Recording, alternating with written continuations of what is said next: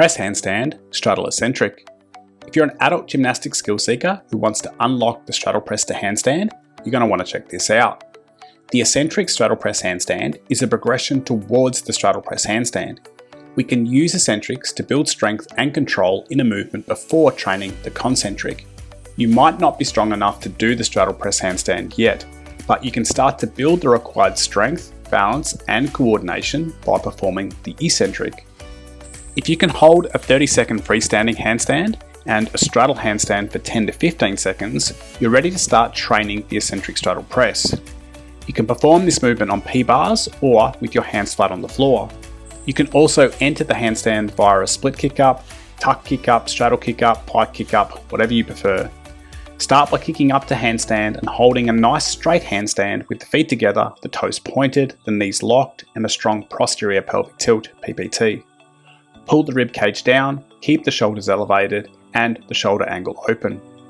You want to have the wrists, elbows, shoulders, hips, knees and ankles stacked in an excellent vertical alignment. Once you've found balance in the straight handstand, keep the legs straight as you open them into a star handstand. Keep the quads contracted and the toes pointed as you abduct the hips and move the legs as wide as possible without flexing at the hips. The range of motion will depend on your adductor flexibility. From here, fight to keep the shoulders elevated as you flex at the hips and move the pelvis into an anterior pelvic tilt, APT, to lower the legs towards the straddle handstand. Keep pulling the legs apart as you slowly move them down to the straddle handstand. It can be helpful to consider closing the angle between your chest and thighs as you bring the legs down. Resist the urge to lean the shoulders forward and keep pushing your chest towards your legs while maintaining the 180 degrees of shoulder flexion. When first learning the eccentric straddle press, pausing for 5 to 10 seconds in the straddle handstand is recommended.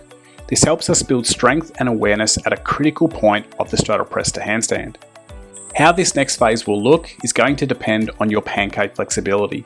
If you have tight hamstrings, your knees might start to bend and you'll need to lean the shoulders further forward to control the bottom half of this movement.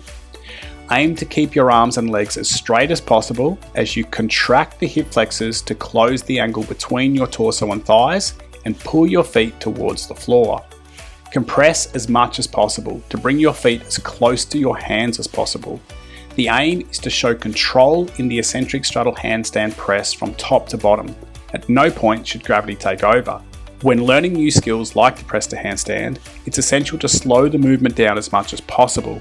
The slower you can go, the faster you will progress in unlocking the concentric straddle press handstand. Give it a try and see how you go. If you've got questions, please leave them in the comments.